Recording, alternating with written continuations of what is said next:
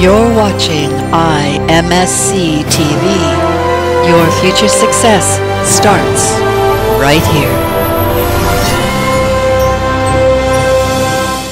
Hey there, this is Sean Donahoe and welcome to another episode of IMSCTV. Now, guys, this week has been an incredible week of inside information because something very accidental and unfortunate for a very powerful company happened this week as a leaked document hit the web. Now, this was Google's internal document.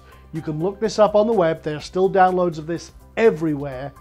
But this was their quality guideline for basically manual review of websites. Now, here's the cool thing. There was some incredible information in this document about what Google considers good quality websites.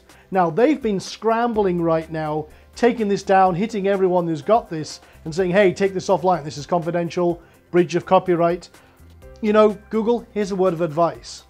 Repackage that, put how to get good rankings with Google on the cover and sell it.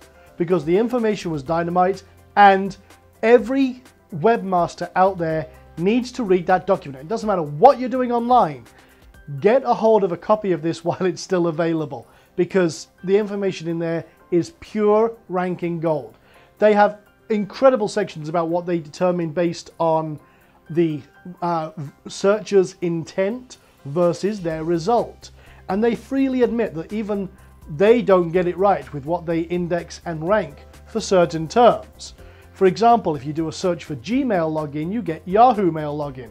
Not relevant to the searcher's intent, but very interesting stuff. And they even mention, they don't mention by name, but they even mention some large companies and how large companies are trying to manipulate the search engines and not just the SEO guys. And come on, we all know search engine optimization should be called SEM, search engine manipulation. That's what we're there for. We're trying to alter things so that we get to the top of the search engine above our competition.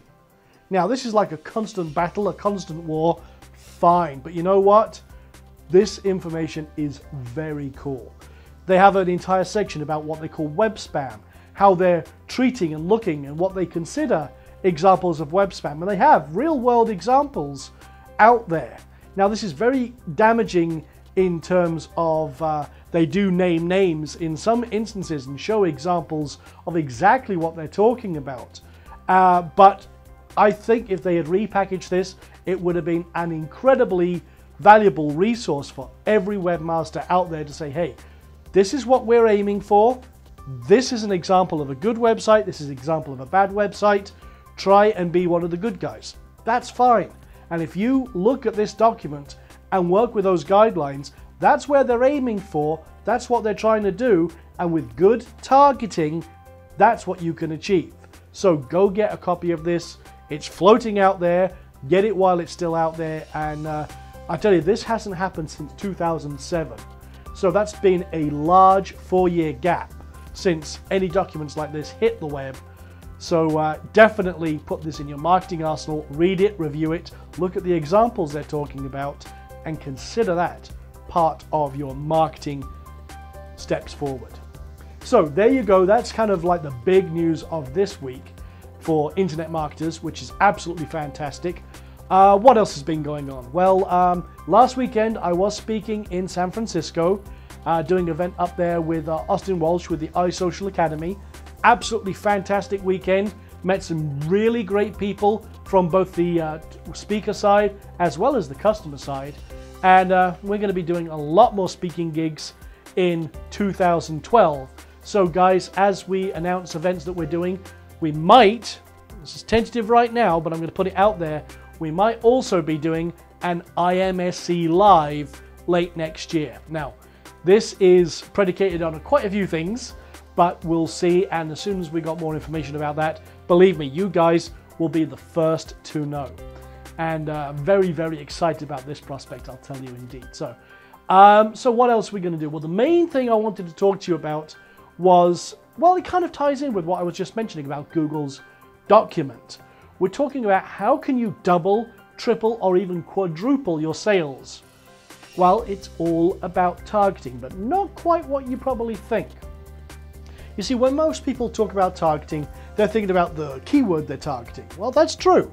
Maybe about the domain or the market they're going after. Well, that is targeting. But here's the thing, guys. Who are you targeting? Who exactly are you targeting? Because here's the thing. Most people think, okay, I'm hitting this market, and they think, okay, well, I'm going to say, just take the example of acne. Okay, I'm going to be targeting people with acne, and they leave it at that. They'll put up a squeeze page, they'll put up a sales page, maybe just a quick affiliate review, and then that's it. And then they let it run, go off to the next offer. Well, guys, think about this. Who exactly is, first of all, the product pitch at? Who is your target market? And can you name them? Can you describe them exactly? You see, what we're doing here is we're targeting a specific group. This is called total group influence. It's a term I came up with to describe this. You see, you've got many different types of acne sufferers, using that as an example. For example, you've got the young girl who is embarrassed with her spots, the young guy who wants to be attractive to the opposite sex and can't do so with his zits. You've got the mid-20s, mid-30s, both demographics of men and women, all in different social situations that influence them every single day.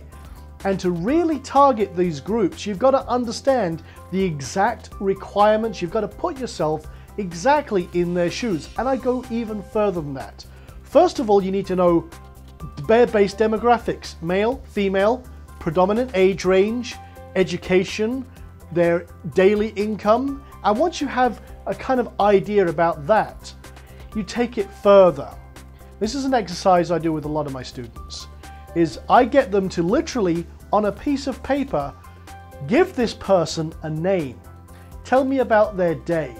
Put yourself really fully into their shoes. For example, acne sufferers, prime example. Maybe you're targeting young moms who are in the late 20s, early 30s. Maybe that's a specific demographic that really shows up with your research. Well, think about their day. What's happening with their day? They get up, they have to get the kids to school, they got maybe a job they're running as well. They have to go into all these social situations. They've got these breakouts that they cannot stop. What's their frustrations? What's the emotions they're feeling? What are the social situations where this condition is really impacting them? And write these down as bullet points. And then when you're actually looking at your product and you're thinking, okay, we'll call her Sandra. I want Sandra to get this product because it's going to help her with all of these problems that she's facing. Guess what? If you create that profile, you're creating all of the aspects of a good sales message. And here's the thing, you don't want to sell her this, you want to have a conversation directly with Sandra. And your sales materials, your sales literature, your headlines, your hooks, your subparagraphs, your bullet points, all of those things need to be a conversation, not a sale, a conversation with Sandra. Talk about her day, talk about her life. Relate everything that this product can do to those factors that you've identified. Now, you will be amazed just by doing this one exercise and literally crafting your sales messages, even if you're doing pay-per-click advertising or email marketing, it doesn't matter. Have that conversation with that person. And I'll tell you right now, you will connect in a level you will never ever see in any other form of sales literature. And I'll tell you right now, you will be blown away with your conversions. Now, that being said, you might have multiple groups for the same product. For example, with acne, we talked about teenagers, male and female, different intents, different demographics, different emotion sets, different needs, different wants and desires, as opposed to someone like my own age, mid-30s, has occasional breakout of acne. They've got a different situation. They don't want breakouts. They want to, hey, still be attractive and everything else. And, you know, they have different requirements based on where they are socially, economically, and everything else. Take that into consideration. I'll tell you right now, in a lot of cases when I'm affiliate marketing, I will have 4 different sales messages targeting 4 different groups, each one a conversation with a different person directly. And I'll tell you right now, that has doubled, tripled, or even quadrupled my sales. Now you may be thinking, okay, that's fine, but how can I get that laser targeted with my actual pitches? How can I get this into the right hands? Well, it's going to happen naturally. People are going to resonate and connect with your different messages. Now, by having multiple sales pages, people will actually come across and resonate with your sales message individually. You can still hit multiple groups with your sales message if you want to blend 2 together, because what will happen is they will connect with some points but not with others. There might be some common threads. But look at your 4 profiles, if you have 4 profiles, and the 4 people that you're talking to. And you can talk to them as a group because there's commonalities between them. But you can resonate and sell to that entire group individually within one message. However, Facebook has a feature where you can target demographics down to the exact profile. Now here's the cool thing.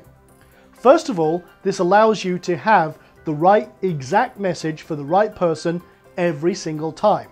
And I've had great success with Facebook marketing for that very, very purpose. I can drive them to the right sales message targeted exactly to them and have every single element of that sales message, boom, hit them exactly where they need to be and connect with them at every step. And you can have multiple campaigns, multiple landing pages, again, targeted to each demographic and each person that you're wanting to connect with. Very powerful indeed. And the other thing you should do, which I always say, is, hey, have multiple conversations. Split test your landing pages and your ad pages and then rotate them. Test to see which one works the best. Now we might cover that in a future IMSCTV, but you can look at a system called Tracking 202. And I think it's from prosper202.com. But you'll be able to find that, just put in Tracking 202, a great piece of software that will allow you to do split tests and see which sales message works the best. Incredible, you'll love that, and it's free, even better. So guys, with that being said, yeah, that's really it. Think about who you're targeting, put yourself in their shoes. Create a detailed profile of their entire day, and you will absolutely be amazed because, hey, writing sales messages and copywriting, sometimes it can be a bit challenging, but when you do it like this, you'll be amazed at how natural the flow of your sales message, your copywriting will become. And again, the conversions, they will skyrocket.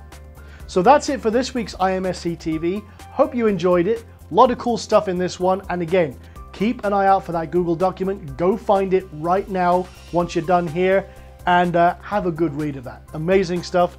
And apply this technique next time you're writing a sales page or a squeeze page, or you're putting out an email to your client base. Figure out exactly who you're targeting and see how it does for you. Take care. See you next week.